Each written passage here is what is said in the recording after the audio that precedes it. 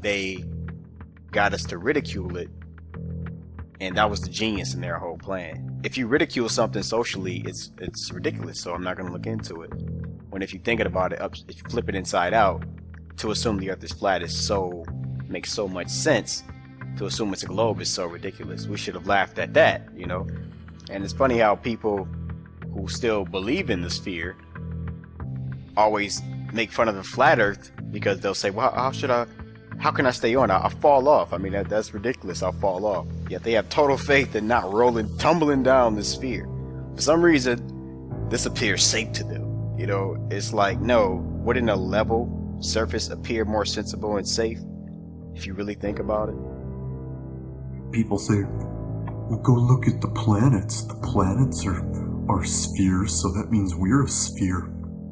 No, whip out a telescope. I've got one. Whip out your telescope and look at Mars. It's a dot of light. It's an orange dot. And then when you look at a NASA image, it's this desert world with canyons and ice and craters and shit. But when you look at it through an amateur telescope, like a good amateur telescope, not one from fucking Walmart, like a good one, it's an orange dot. It's not a desert world with canyons and shit that they went to. There's no rover on Mars. They're prepping us with movies like The Martian so they can steal our money on a fake trip to Mars, just like they stole our money on a fake trip to the moon.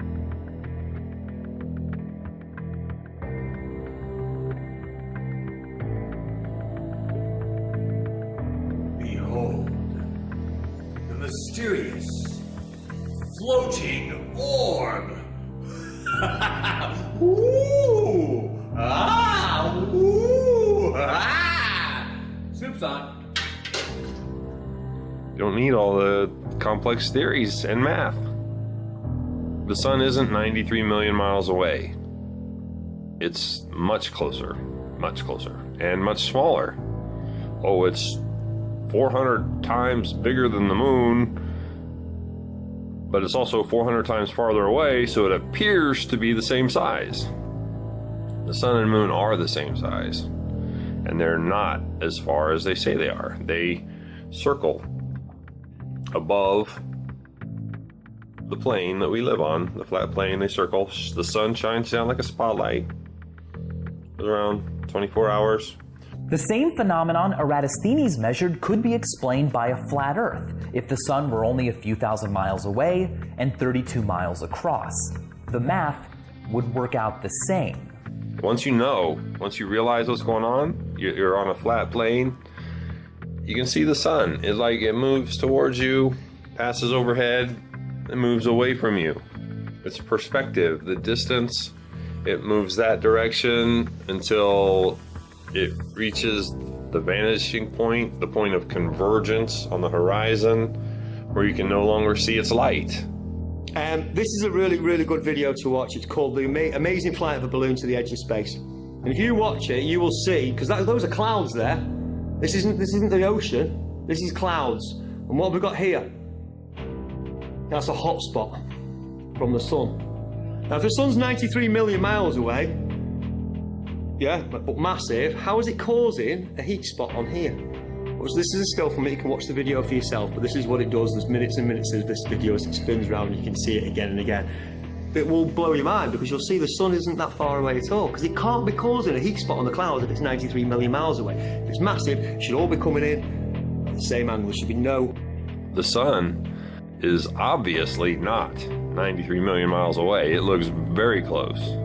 Circumnavigation is really just a flat circle path. Gravity as we know it simply doesn't exist. The sailor thinks that he's traveling around the Earth this way, when in effect he's traveling around the Earth this way. And he's creating a circle. He's moving in a continuous direction around. He goes through the various parts of the circle, and he comes back where he started from. Just went around this way.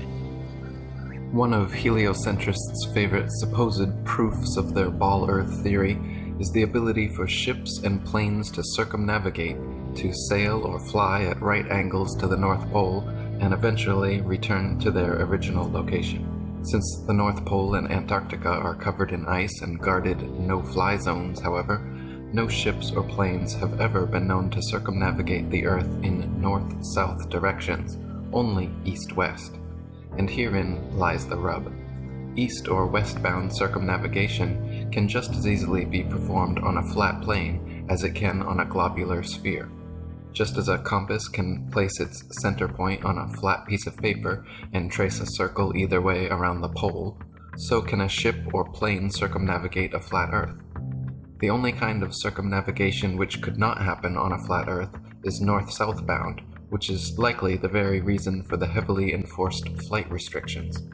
Flight restrictions originating from none other than the United Nations, the same United Nations which haughtily uses the Flat Earth map as its official logo and flag. So the ball earther's logical argument is that only a globe can be circumnavigated, the Earth has been circumnavigated, and therefore the Earth is a globe. This is indeed a logical modus ponens statement, but the conclusion is rendered invalid because the first premise, that only a globe can be circumnavigated, is categorically false.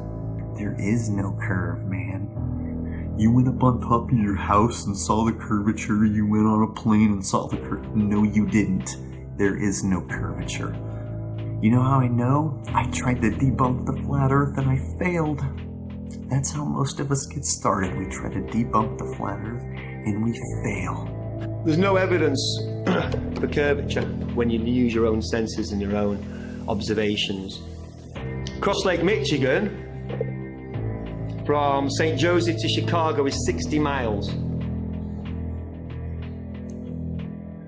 Over 60 miles, anything under 2,400 feet should not be seen. This is a visual of how that works. See the blue, obviously the green line is you're straight out. If you were looking straight out, obviously the Earth's supposed to curve, so the blue line is where it curves. Anything beyond the blue line should not be seen. Sears Tower is only 450 feet high. It's the highest, obviously, building in Chicago. It's giving you the height of some of the rest of the buildings there. There's quite a famous picture, a guy called Joshua Nowicki, of Chicago from 60 miles away. We shouldn't be able to see any of it. It should be all behind 2,400 feet of curve. Yeah? Now, people say, but you can't see the bottom of the, it's proven that the Earth's curved, because you can't see the bottom of it. But you can't see the bottom of it because seas and lakes, they wave. They go up and down. They're not completely, obviously if it's completely flat and completely clear, then you'll see a lot more of it. But this actually proves that the picture wasn't taken from very high above sea level.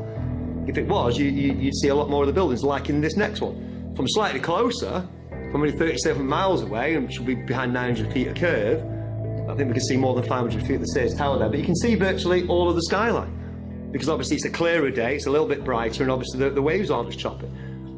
Here's the opposite. There's 36 miles of waves in between. Why would we see the whole thing? But we can still see far more of it. It should be 840 feet a drop. We shouldn't be able to see, we should be able to see less than the top half of those. We move on to a different city, Toronto, across Lake Ontario. Place called Grimsby, obviously not in Lincolnshire. 37 miles away, should be behind 900 feet of curve. The CN Tower is 1,800 feet tall. You should be able to see only the top half of that and hardly any of the rest of Toronto. Can we see pretty much the whole skyline there? Again, you can check this out for yourself. You can get half a dozen of these pictures from various places all around this bay. Yeah, this is actually taken from the red lines there. It's actually Grimsby's here. So it's actually a little bit further than this red line, but you can get pictures from Toronto from all over this beach, yeah? And you can see way more of it than we should be. Now, people say, that's light refracting, bending it round the curve. It doesn't look like a mirage. I've seen mirages, they're inverted or they're wavy. We know what a mirage looks like. We can see it in the distance. 81 miles away from Genoa, it's the Isle of Gorgona. It's only 70 feet above sea level. We shouldn't be able to see anyone, or we should be able to see the tip, but we can see most of the island. It should be behind 4,300 feet of curve. It should have curved away by now. We can still see it. We'll bring it closer back home. The Isle of Man, from the Fylde coast, 61 miles away. And again, we can't just see the tops of the turbines, we can see virtually all of them. from 61 miles away. Snaefell is 2,030 feet high, 2,034 feet high, so that's the highest point on the Isle of Man. 61 miles away should be 2,480 feet of curvature. Should be, you know, half a mile below the horizon. From London, 75 miles away. Starts getting interesting when you start getting towards the 100-mile mark. We're talking over a mile of dip now. This is the Isle of Oahu, taken from Kauai.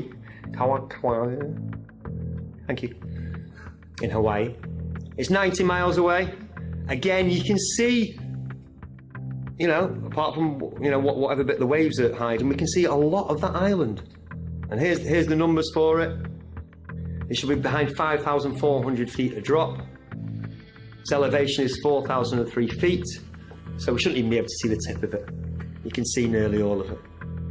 This is the Sierra Nevada range from Mount Diablo in California, San Francisco. It's 160 miles away. Yes, we're up a mountain. Yes, they're up a mountain. But you can see, again, a lot of the bottom of the mountains. You can see the snow-capped tops, and then we can see the rest of the mountains as well. 160 miles away, this should be behind 17,000 feet of curve. Again, yes, you might be able to see the top of it, but not all of the mountains. And here's the furthest one I've found so far. This is my record so far. I'm sure it'll keep on growing. This is the reunion island from the Isle of Mauritius. It's 149 miles away. It's a long, long, long way away. And once again, we can see the peak, but we can also see most of the rest down. This is quite clearly a very, very good observational day. Very clear, very calm. The highest peak on Reunion Island is 3,072 meters tall. It's just under 2 miles. 149 miles away, everything should be behind 2.8 miles of curvature. Should have curved way, way away. And again, it's not just the tops we can see much more. We can see a lot more, you know, 2,000 feet or so of that.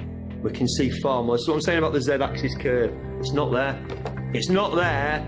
If you watch a boat out to sea and then get a telescope on it, it'll come back into view again. Yeah, it's perspective, and it's obviously the limits of our eyesight, but it's also conditions as well, quite clearly. Yeah, heat, haze conditions, what have you. Visible conditions do check. But the point is that photographs have been taken. I've just shown you a dozen photographs from starting at 30 miles, 60 miles, 90 miles. Now we can see 150 miles in the distance, and it should well have disappeared behind the curve of the globe. Huge flat places on Earth, everybody's aware. If you ever watch Top Gear, the Bonneville Salt Flats, where everybody goes racing, but there's even bigger ones in South America. Ethiopia? But the Saladillo in Bolivia. They're going for 4,000 square. They go for hundreds of thousands of square miles. Big flat places on Earth. Yeah, famously flatter than a pancake. The evidence is all around us. The Earth is flat, and that is that. Don't overthink this thing. It's not necessary. Primary knowledge or secondary knowledge? You're going to use your own senses, your own observances, your own experiments, hopefully, or you're going to believe what you've been told just because that's what everybody believes. It's not this overly covert, like, psyop. Like, what would be the point of that? To discredit the truth movement? If you look into Flat Earth for 3 hours, that you would realize that it's not a psyop. It's not a psyop. A psyop of that magnitude that would ultimately bring the truth movement to its... Do you really think the truth movement is going to be brought to its knees anytime soon, given all the information? The same as with Flat Earth. Think about it. So why? What have they got to gain? You know, why bother?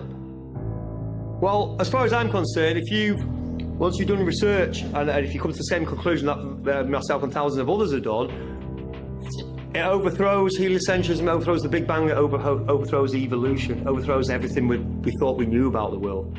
And I've heard people say that the reason they don't want to publish papers that disagree with special relativity or general relativity is that they built their careers on this. If you were paranoid, you'd say there's a conspiracy. Whatever it is, there is a lot of resistance to getting something published that disagrees with either of Einstein's two theories. As for all of the photos and video evidence we now have that the Earth is round, well, all of that material is completely fabricated.